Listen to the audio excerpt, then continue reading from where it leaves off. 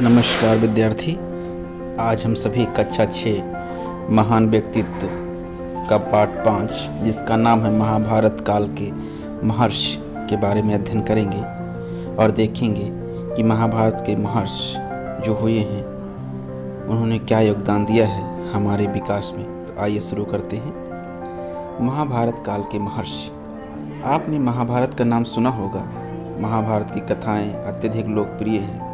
शायद आपने दूरदर्शन पर इसको देखा भी होगा। महाभारत जैसे महाकाव्य के रचयिता महर्षि वेदव्यास थे। एक बहुत ही महान कवि, बहुत ही महान व्यक्ति, बहुत ही बड़े दार्शनिक जिनके बारे में हम अभी देखेंगे। इन्होंने बहुत सारा योगदान दिया है हमारी लोक कथाओं को। लोक कथाएँ ना कह के हम सत्य कथाएँ कहेंगे। उनका जो योगदान इन्होंने दिया है और जो बनाया है, जो लिखा है। तो आइए देखते हैं। महर्षि वेदव्यास का जन्म यमुना नदी के किनारे एक छोटे से द्वीप पे हुआ था। इनके पिता का नाम पराशर था तथा माता का नाम सत्यवती था। व्यास के शरीर के रंग को देखते हुए इनका नाम कृष्ण रखा गया और द्वीप में पैदा होने के कारण इन्हें द्वैपायन कहा गया। कृष्ण मतलब काले कलर के, हल्के सांवले कलर के थे, इसलिए इनका नाम कृष्ण द्वैपायन रखा गया। आरंभ में वेद एक ही था। व्यास ने इसका अध्ययन किया। मंत्रों के आधार पर उन्होंने वेदों को 4 भागों में वर्गीकृत किया। इस प्रकार ऋग्वेद, यजुर्वेद, सामवेद और अथर्ववेद 4 वेद हो गए। व्यास जी ने वेदों को नया स्वरूप दिया, इसलिए वे वेदव्यास कहलाए। महर्षि वेदव्यास विद्वान और तपस्वी भी थे। इनका सबसे महत्वपूर्ण ग्रंथ महाभारत है। महाभारत में 18 पर्व हैं। महाभारत को 5वां वेद भी कहा जाता है। महाभारत की रचना उन्होंने लोक कल्याण की भावना से की थी। कहा जाता है महाभारत को लिखने के लिए गणेश जी से कहा गया।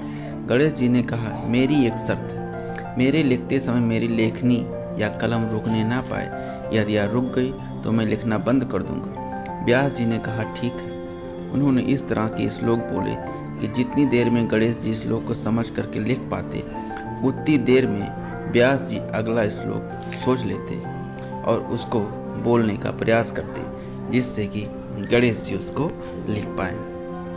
तो गणेश जी की शर्त के अनुसार व्यास जी हमेशा एक श्लोक आगे की सोचे रहते थे। महाभारत के माध्यम से महर्षि वेदव्यास ने मनुष्य को सदाचार, धर्माचरण, त्याग, तपस्या, कर्तव्यपरायण तथा भगवान की शक्ति का संदेश दिया। इस ग्रंथ द्वारा वेदव्यास जी ने यह बताया कि मनुष्य कठिनाइयों का सामना किस प्रकार कर सकता है और उन पर विजय कैसे प्राप्त कर सकता है। महाभारत के 1 पर्व में उन्होंने लिखा है, मनुष्य के पास सुख के बाद दुख और दुख के बाद सुख क्रमशः वैसे आते हैं जैसे रथ के चक्के की तीली घूमती रहती है। महाभारत के शांति पर्व में भीष्म द्वारा युधिष्ठिर को दिया गया उपदेश, तुम पुरुषार्थ के लिए प्रयत्नशील रहो। पुरुषार्थ के बिना केवल भाग्य के बल पर राजा उद्देश्यहीन हो जाता है। राजा आवश्यकता अनुसार कठोरता और कोमलता का सहारा ले। राजा को अपने स्वार्थ के कार्यों का परित्याग कर देना चाहिए। उसे वही कार्य करना चाहिए जो सभी के लिए हितकारी हो। घर का मुखिया अगर आप हैं तो आपको वही कार्य करना चाहिए जो सबके लिए हितकारी हो। उस समय सभी व्यक्ति वेदों का पाठ नहीं करते थे। धीरे धीरे ऐसे लोगों की संख्या बढ़ती गई। व्यास ने विचार किया कि बहुत संख्या में लोग भारत की संस्कृति से अनजान हैं। वेद व्यास ने पुराणों का संकलन किया और सभी के लिए सहज और सरल रूप में पुराणों की रचना की। महर्षि वेदव्यास की प्रमुख रचनाएं निम्नलिखित हैं। महाभारत, 18 पुराण तथा वेदांत दर्शन। अष्टादश पुराणेषु व्यासरस्य वचनद्वयं परोपकारा पुण्याय पापाय परपीडनम। 18 पुराणों में वेद व्यास जी के द्वारा 2 महत्वपूर्ण बातें बताई गई हैं। परोपकार से पुण्य और दूसरों को पीड़ित करने से कि पाप की प्राप्ति होती है। अर्थात जब हम किसी के लिए भला करते हैं तो हमको हमेशा उससे पुण्य मिलता है, और जब हम किसी दूसरे को पीड़ा पहुंचाते हैं तो उससे हमको पाप मिलता है। वो किसी भी प्रकार से हम पहुंचाएं, किसी भी प्रकार से अगर किसी के लिए आप अच्छा करते हैं तो हमेशा आप पुण्य अर्जित करते हैं, और किसी भी प्रकार से यदि आप किसी को पीड़ा पहुँचाते हैं तो आपको उससे पाप की प्राप्ति होती है। दूसरे ऋषि हम देखते हैं महर्षि सुपंच सुदर्शन। आइए इनके बारे में देखते हैं। महाभारत काल में ही महर्षि वेदव्यास के साथ महर्षि सुपंच सुदर्शन का भी नाम लिया जाता है। वो एक वैष्णव संत थे। इनका जन्म लगभग 3290 ईसा पूर्व या कह सकते हैं आज से लगभग 4000 वर्ष पूर्व फाल्गुन माह में कृष्ण पक्ष की त्रयोदशी को बनारस में हुआ था। इनका बचपन का नाम सुदर्शन था। वे सुपंज के नाम से भी जाने जाते थे। सुपंज की शिक्षा दीक्षा आचार्य कौड़ामय द्वारा हुई। इनका मन बचपन से ही भक्ति में अधिक लगता था।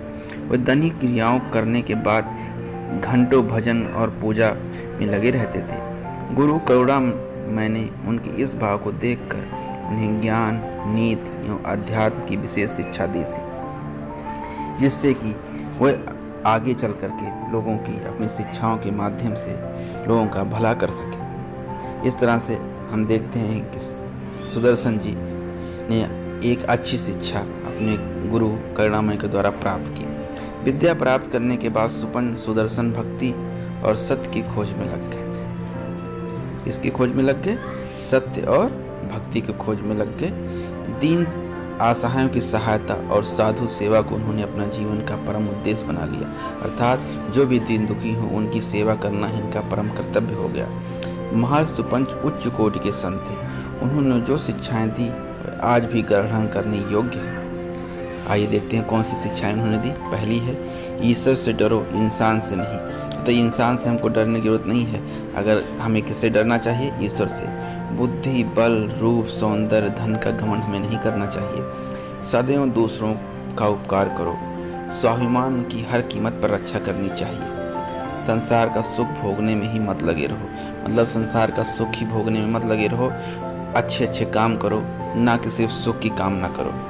पारलौकिक आनंद की प्राप्ति का भी प्रयास करो, अर्थात ईश्वर की भक्ति करो, ईश्वर से प्रेम करो और ईश्वर के बताए रास्ते पे ही चलना उचित है।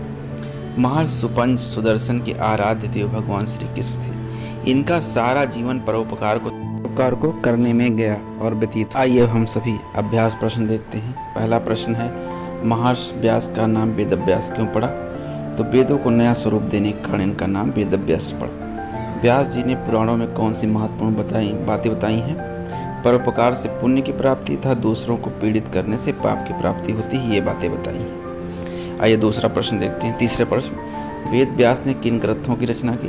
वेद व्यास ने महाभारत, 18 पुराणों और वेदांत दर्शन की रचना की है। आइए हम देखते हैं चौथे प्रश्न के बारे में। महाभारत की रचना किसने की और लिखा? तो इन्होंने की है महाभारत की रचना व्यास जी ने और लिखा है गणेश जी ने। पांचवा प्रश्न, महर्षि व्यास ने महाभारत की रचना किस उद्देश्य से की थी?